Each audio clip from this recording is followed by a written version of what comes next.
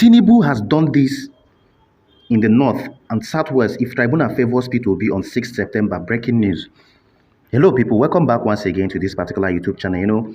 A lot of you guys might not really know that Tinubu, as a matter of fact, has made all his plans in case, as a matter of fact, the tribunal rules in favor of Peter Obi, who is the authentic and legit winner of this particular presidential election. That is why, as a matter of fact, Tinubu is not in the country. He has left the country because he has made his plans, and he knows, as a matter of fact, that these particular plans that he has made might actually cause a whole lot of chaos and a whole lot of problems within this particular country.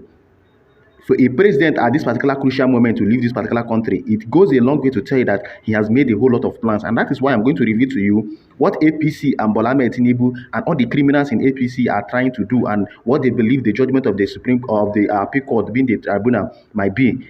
And they've actually mapped out their plans. Well, I'm going to expose them. I'm going to tell you all their plans and everything as it was leaked by an intel and an insider in their camp. Well, before we dive into the course of this particular matter, please do well to click on the notification button so I get notified, because we are at a very crucial moment in our nation's history, so that you get updated whenever I drop a new and important information like this. Now, let's dive back straight to the point. I told you guys, as a matter of fact, that the Election Petition Tribunal will deliver its judgment tomorrow, being Wednesday on the 6th September. And it is going to mark or make and set a whole lot of precedents in this country. It's going to set a whole lot of precedents in this country. If you've been following my channel, I told you guys that a whole lot of evidences that have been brought against this particular man, being Bola Tinubu, there's nothing that will stop his disqualification.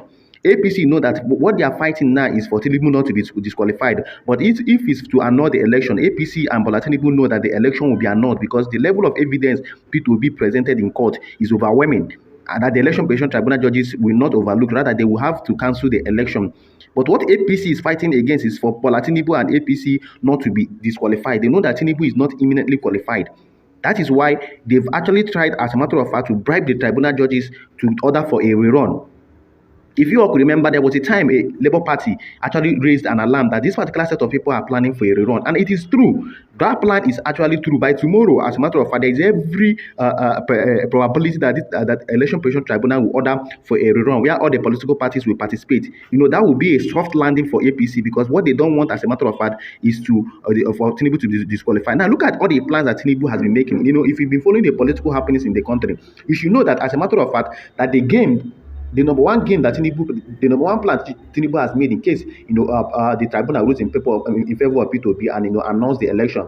The game he has always been playing is that the northwest, southwest, and northeast, that is 60% of actual voters. He has actually been playing games and concentrating on the northwest, the southwest, and the northeast. That is 60% of the actual voter. As you can see on the screen, the northwest and the southwest and the northeast have more than 60% of the entire voters within this particular country. So this is why Tinubu, as a matter of fact, succeeded 50% of the headship of the National Assembly to the northwest. This is the two, as you can see on the screen. The 50% of the headship, that is all the leaders in the National Assembly, all the principal officers we are giving to the northwest, because of the rerun that Tinubu is earnestly praying for, so that he will have principal leaders and people that will actually buy vote and intimidate people from that particular region, being the northwest. Now, the third one said they deprived NC, being the North Central being Plateau, Nasarawa, Abuja. They deprived North Central of party chairmanship to Northwest, and particularly to Kano, to withdraw down Kwankwasaya movement. Now,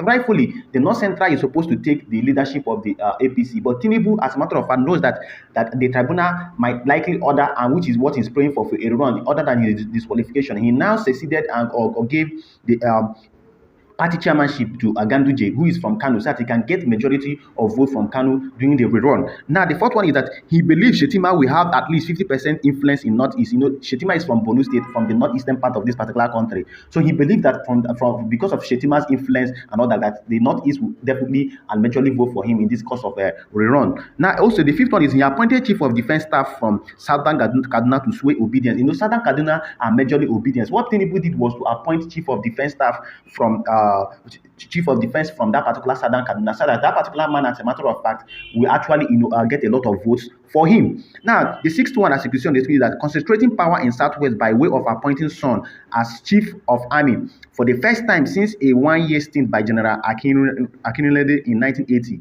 You could see he has been appointing a whole lot of people from the Southwest, and even ensuring concentrating power in the Southwest region, or the Southwest that we know.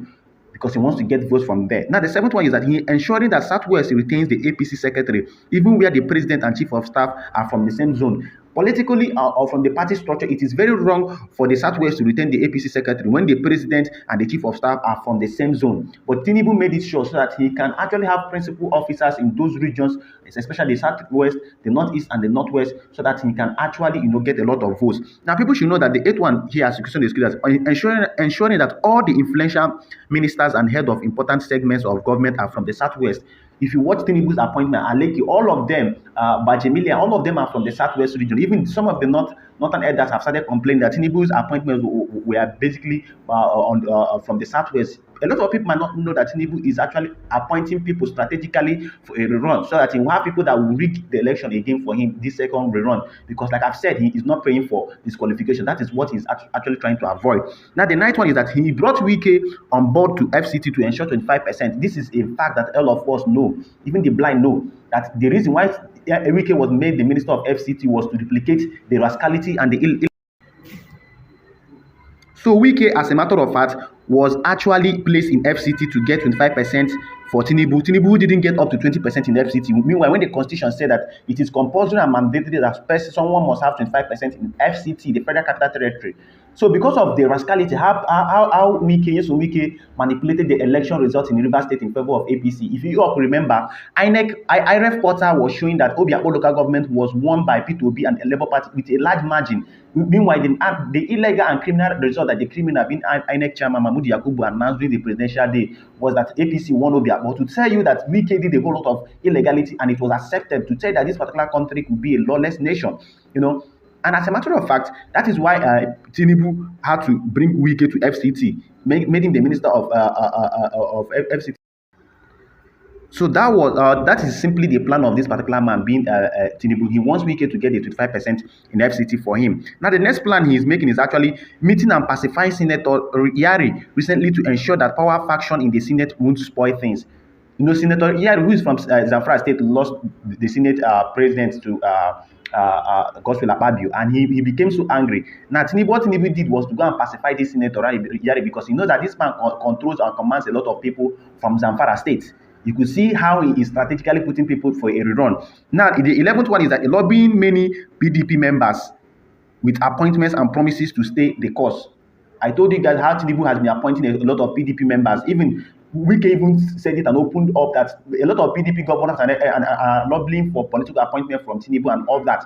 And you could see that at the end of the day, that Tinubu is trying to strategically dismantle the PDP so that he can have an easy access if there is any case of rerun. But let me tell him something, that there won't be anything like rerun. If there is anything like rerun, he will not be part of it, because he will be imminently disqualified. He cannot forfeit, and he cannot be a drug dealer and a drug lord who forfeited 460,000 and still want to be part of a rerun. He cannot forge certificates and still be a part of a rerun. You cannot have double nomination, invalid nomination of Setima. It is not possible. He's going to be disqualified. So let all this his antics, he should know that it will end. It will end. The justice must surely prevail. Well, I'd like you guys to drop your comments in the comment section. Tell me what you think about this recent development.